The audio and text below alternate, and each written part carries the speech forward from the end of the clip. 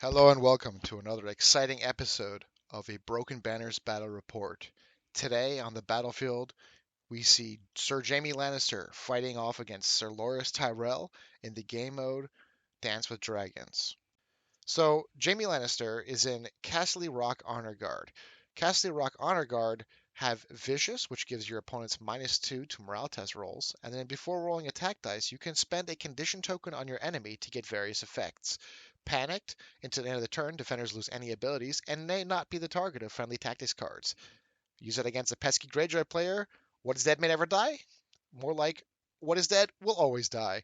A vulnerable token, attacks may reroll any attack dice. After completing the attack, restore 2 wounds for each of the defender's destroyed ranks. And then weakened, attack gains highest attack die value and also gains sundering. Jaime Lannister himself brings precision, Counter-Strike, and Disrupt. Counter-Strike and Disrupt is a particularly brutal combo against high hitting units, so let's say hitting on a 4 or higher, and units that throw a lot of dice. Counter-Strike throws all the misses right back into their face as hits, so a unit that normally hits on 4 up will now hit on 5 due to Disrupt. Could be pretty brutal, especially with the proliferation of weakened tokens. Now, Jaime Lannister's cards are very interesting because they focus on one man and one man himself, and that's Jaime Lannister. Okay, if you lose Jaime Lannister in the game and you're running Jaime Lannister Commander, you're gonna suffer because all of his cards require him to be on the battlefield. And in this list, I'm not running Adam Marbrand, which carries Vassal for Jaime Lannister, or Jack and Hagar attachment, who can take Jaime's face and pretend to be him. Kingslayer's Infamy, when an enemy in long range of Jaime Lannister units activates, the enemy becomes panicked and then suffers a panic test. On a failure, they also become weakened. Kingslayer's Prowess, when Jaime Lannister's unit is performing a melee attack before rolling attack dice, the attack rolls its highest attack die value, may reroll any misses, and the defender becomes vulnerable. Kingslayer's Renown, when a friendly unit in long range of Jaime Lannister's unit is performing a morale test, after rolling the dice, this unit passes the test. If this is Jaime's unit, it also restores 2 wounds. Kingslayer's Renown is a great piece to keeping your stuff alive. A lot of things die on the panic last second. This removes that. And if you noticed, the other 2 cards give out condition tokens on an enemy's activation. So the idea is to use those to bolster Castle Rock Honor Guard to really get the most mileage for my bucks. Here we have a classic Lannister staple, which is the Lannister Crossbowman and Brawn. Lannister Crossbowman gives Sundering and reroll attack dice when attacking enemies in short range. Brawn gives Loyalty through Coin, which means when you control the bags, it gains +1 to defense rolls and +1 to morale test rolls, and motivated by coin, which when you take the bags, you can perform 1 free attack action. Giving you swords and bags as open attack actions on a long range unit is a particularly vicious combo. Following that, we have the Gold Cloaks, which is a new Lannister unit, which, but not so new because you have the Stone Crows. They just came out, but for me, this is a new unit. So we have the Gold Cloaks with the Gate Warden.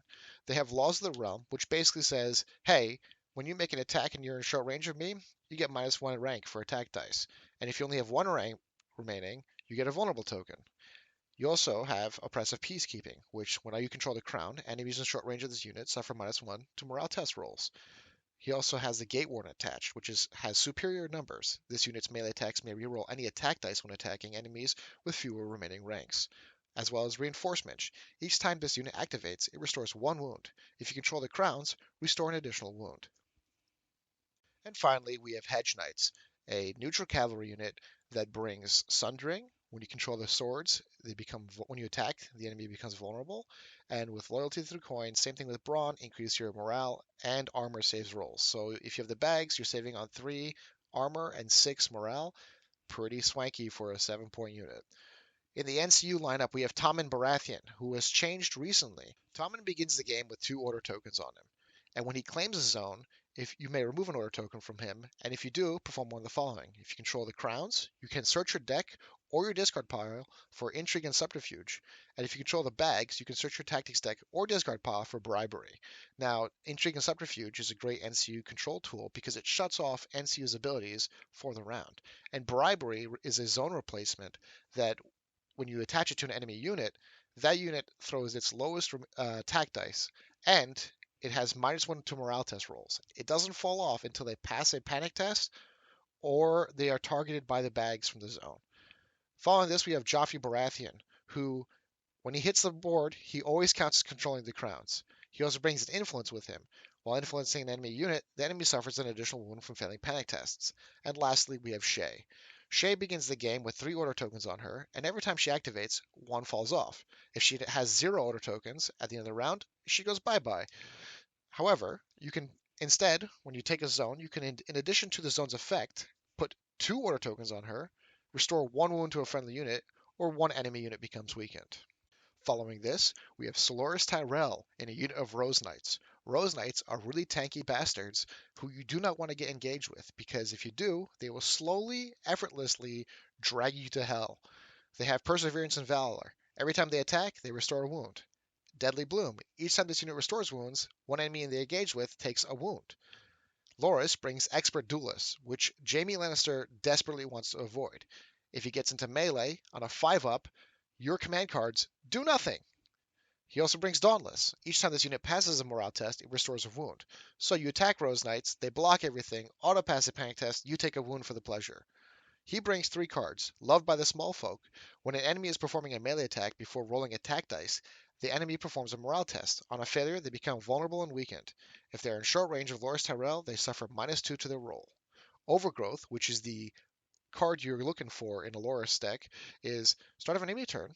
Target 1 friendly unit. It performs 1 morale test. If it is engaged with an enemy with more remaining ranks, it passes this test. On a success, attach this card to that friendly unit until the end of the game. While attached, each time that unit is attacked, regardless from melee or ranged, before resolving that attack, the attacker suffers 1 hit plus 1 hit for each of the defender's remaining ranks. So, you get attacked. If you're somebody shooting arrows at you from long range, your full ranks, that person is taking 4 hits before the attack even begins. Then he has Growing Strong. When a friendly combat unit activates, all enemies engaged with this unit with the same or more remaining ranks become vulnerable. Then, this unit restores 1 wound plus 1 wound for each of its destroyed ranks. Following Loras, we have another unit of Rose Knights with Bryce Cannon. Bryce Cannon brings Taunt. Basically, when an enemy in long range activates, if they could charge your unit, they either have to charge that unit or they have to charge another unit. And if they charge the other unit, they become vulnerable and weakened. Following this, we have the High Guard and Pikemen. Perseverance and Valor, once again, and Coordinated Assault. So that 7 dice throwing 4-up spear unit, when charging, will hit 10 hits. Brienne brings Battle Scars. Each time this unit performs a melee attack, before rolling attack dice, choose 1. For each destroyed rank, choose an additional 1. It can get vicious, maybe roll any attack dice, or this unit rolls its highest attack die value. So in the worst possible situation, you'll be throwing 8 dice on a charge. You get rerolls regardless if you go over bogs, and you get vicious. A good way to push some damage even through at the end. And lastly, we have a unit of Thornwatch. Thornwatch has Sundering natively to their range attacks and Swift Strike for their melee, which says after the attack is completed, this unit may perform 1 retreat action. Regroup says when they complete a retreat action, this unit restores 2 wounds plus 1 wound for each of its destroyed ranks. So you can completely nullify an attack that was done to you in an instant. Pat's NCU lineup is Courtney Penrose, which is perhaps one of the most annoying Baratheon NCUs in the game. Courtney has 3 order tokens. Each time an enemy NCU activates, you may remove 1 order token from Courtney and choose 2 zones. If that NCU claims either of those zones, before resolving that zone's effects, target any number of friendly combat units. Restore D3 plus 2 wounds across these units. Following this, we have Marjorie Tyrell. Each time Marjorie Tyrell claims a zone, target 1 friendly combat unit, they restore a wound. You may then target 1 enemy engaged with that unit, they become vulnerable. And lastly, Olenna Tyrell, the most annoying Baratheon NCU in the game. Olenna's basic job is activate, choose an NCU when you claim a zone, an enemy NCU specifically, and that enemy NCU loses all abilities until the end of the round. So if you're a 6-point NCU, if you're a 4-point NCU, you get nothing. Olenna takes it all away from you. It's a great piece, and I hate playing against it. Okay, let's get this game rolling. So, Jan wins the roll-off for terrain and places a corpse pile in the center. Pat responds by placing a weirwood tree slightly off-center from the corpse pile. Jan responds by putting down a bogs. Baratheons don't like bogs because it slows them down. Pat decides to drop a forest near the bogs. Not really sure why Pat did this, but hey, that's what they wanted. On the roll-off, Jan won the roll-off and decided to choose Pat's side of the board because Jan liked that weirwood tree, forcing Pat to deploy first. Pat deployed his unit of Rose Knights with Bryce in them. Following, Jan drops Braun in Crossbowmen. Pat then follows this up by dropping Brienne in Highgarden Pikemen. Jan responds by dropping Jaime Lannister in the Castle Rock Honor Guard. Pat then picks up the Thornwatch and drops them next to Brienne's pikemen. Jan is going to probably decide to place the Golden Company. Oh, yeah, he does it. Places the Golden Company, not the Golden Company, Gold Cloaks, my apologies, Gold Cloaks next to the Castle Rock Honor Guards. Pat responds by dropping Loras and the Rose Knights directly down the center line. Jan responds by dropping the Hedge Knights. Remember, this is Dance with Dragons. Jan's first turn takes Joffrey and puts Joffrey on the letters. Pat responds by dropping Olenna on the crowns and turning off Shay, zapping the crossbowmen and getting a lucky Stray's crown zap through, knocking off one lad from the crossbowmen. Jan responds by taking Shay, putting her on the bags, and healing those crossbowmen. Pat then takes Marjorie and moves the Thornwatch slightly forward. The sword zone is open, so a short range attack may come into play, but who knows. Jan plays Tommen and then bribes Brienne's unit. Now that unit is throwing its lowest ranked dice, and it was influenced by Joffrey Baratheon. Pat activates one of the Rose Knights and moves them forward. Jan responds back to the Gold Cloaks and then moving them forward. Brienne then decides to move and moves them to threaten the Gold Cloaks. Gold Cloaks are a squishy unit. I don't really want to get tussle with anything too deadly. Jan responds with the Castle Rock Honor Guard with Jaime, moving them up the board and pivoting them slightly so that if they dare to charge the Gold Cloaks, Jaime will be there to give them a sweet kiss of death. Loras activates and moves slightly forward. Jan activates his crossbowmen and moves them up the board, leaving just the perfect amount of range to rain crossbow hell down on either Rose Knights. Pat finally activates the Thornwatch and moves them up so that they are in range for the Gold Cloaks next round off of the swords. This is a smart move. Range attacks can take off more than a rank in one go if the dice are lucky. Jan activates the Hedge Knights and moves them slightly far away. You may be going, why is this happening? Well, the idea is to threaten the Rose Knights as they try to collapse in on my center line. Pat activates Olenna and takes the swords. Jan plays Intrigue and Subterfuge, shutting off Olenna's abilities. Olenna will not have any of her abilities for the remainder of the game, thanks to Tommen. Jan activates Shay and takes the bags, blazing with bribery and bribing the Thornwatch.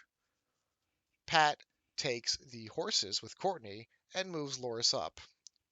Rose Knights are speed 4, so any bit of movement helps them out, gets them into battle faster, lets them choose the engagement. Jan activates the Hedge Knights. Jan does not want Loras to attack Jaime Lannister at all. That expert duelist scares the hell out of him, so he decides to charge Loras' unit. This is not a great idea. Loras' unit, you don't want to engage with Rose Knights, especially Loras with all this nonsense of you taking wounds every time they attack.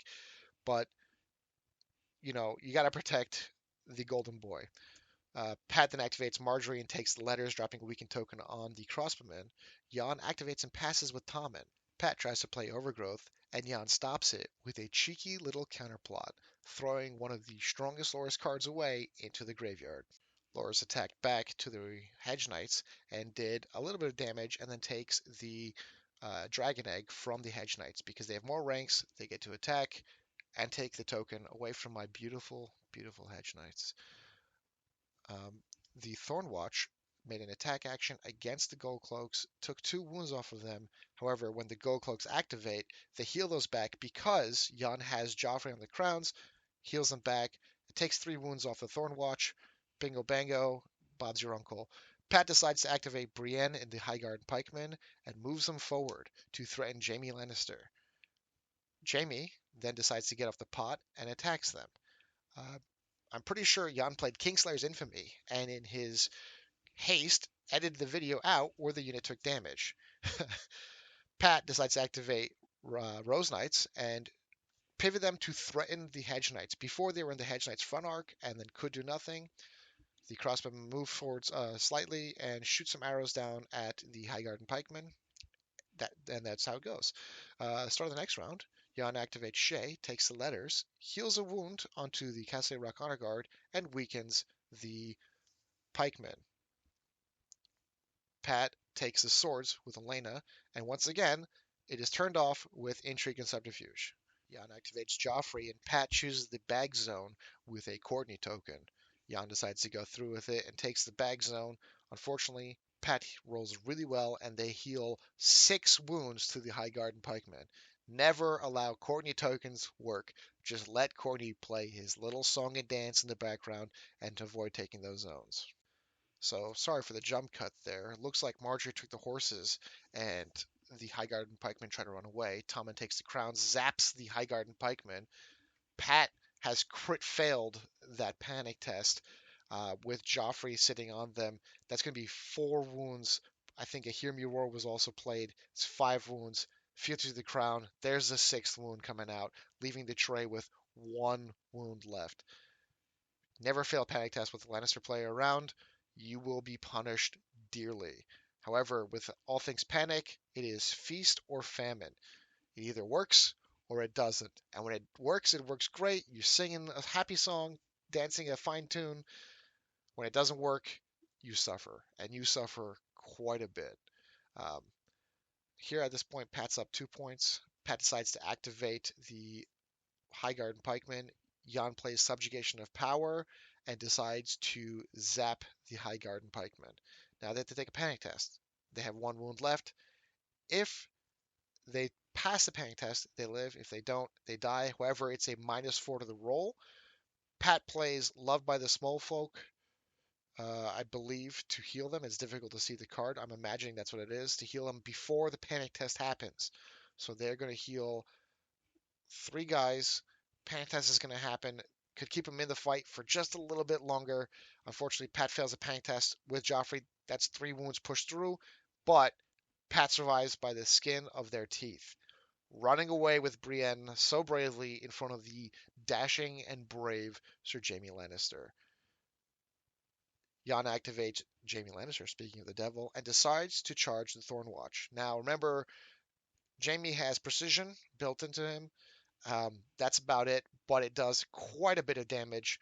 And when the Gold Cloaks push their final, but no, I don't think the Gold Cloaks did that. Sorry, when Jaime kills them. I don't know how he did it. I jump cut, but he takes them out, giving Jan 1 victory point. Pat decides to activate their Rose Knights and side charges my poor Hedge Knights.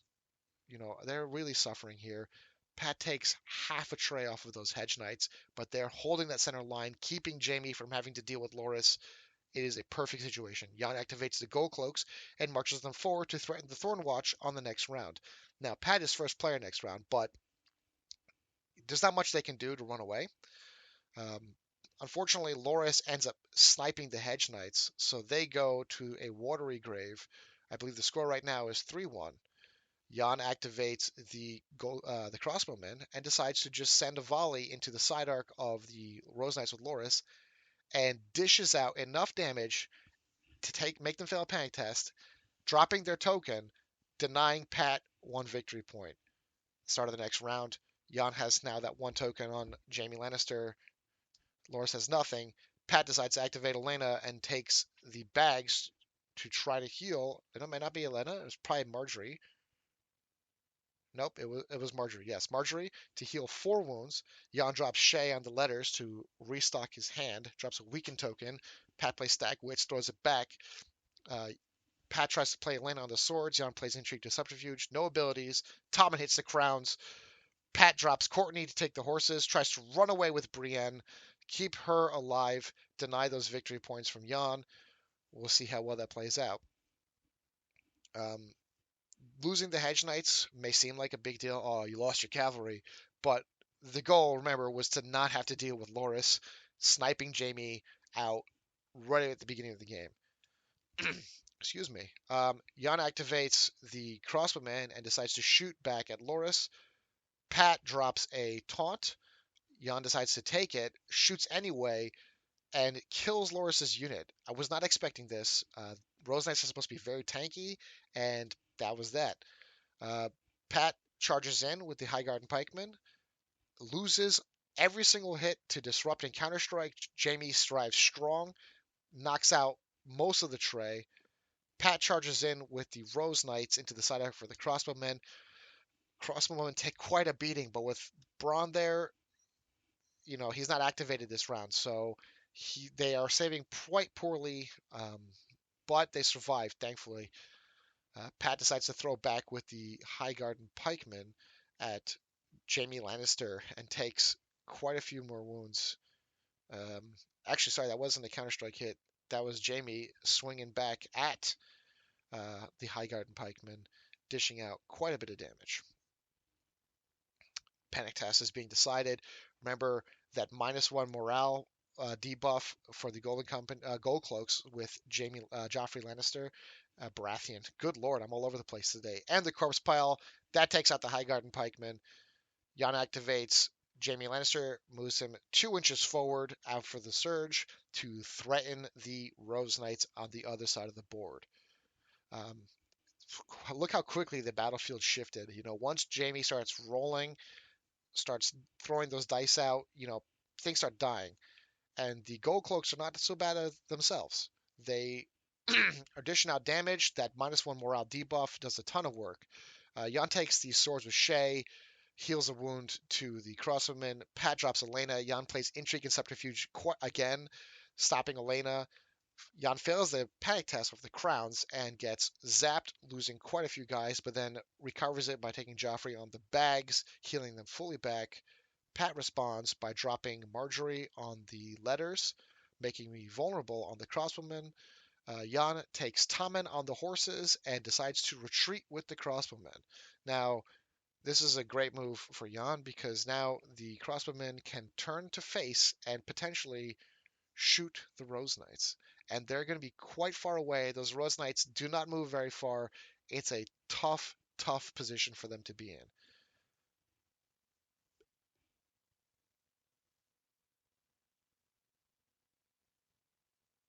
I believe another subjugation of power happened, and Pat took a few wounds from failing the panic test. Cannot be targeted by abilities.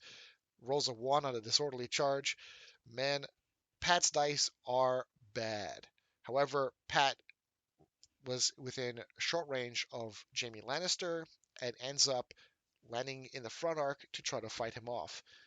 Ideally, I would have gone for the crossbowman myself, but with a roll like that, you can't predict the future, but that would have been my go-to play. Try to get the crossbowmen with the Rose Knights. Bogged down again. You're out of line of sight with from Jaime, so you don't have to spend an entire turn to turn him around. And then the Gold Cloaks are blocked by Jaime's unit, so that they can't be charged from the side arc. Maybe the Rose Knights can polish off the crossbowmen. In addition, Pat, they're going to be first player next turn, so they can take the swords. Hopefully, push that wound through. But that you can't see the future. But that one on the disorderly, that basically spoke doom for Pat. Um, you know, Attacking 3/5 Cassidy Rock Honor Guard unit with Counter Strike and Disrupt, you're really not going to do very much, especially for a corpse pile. So, most of them miss. Pat rolls 3, misses 2 on the Counter Strike, 2 hits. So a 3/5 unit gets slapped for more damage than it did to the Cassidy Rock Honor Guard. Again, that's a tough nut to crack. Jan activates a crossbowman, sends the flurry of quarrels into the Rose Knights, taking off another rank from them. Like I said, it's a rough, rough situation from Pat. Jan activates with Jaime and has just enough room to shift left in the front arc and swing out. Rolls 3 6s, so that precision punches right through that armor. You don't get defense saves. Pat rolls poorly on 1 die, and dies, ending up wiped. Um, that's just the way it goes. Sometimes the dice don't work too well in their favor. Um, but what are you gonna do? You just re-rack, roll for the next game. My apologies for the rushed nature of this video. Some things happened, and I needed to get this out quickly in a short amount of time. So I hope it was still enjoyable for you, and we look forward to you tuning in the next time.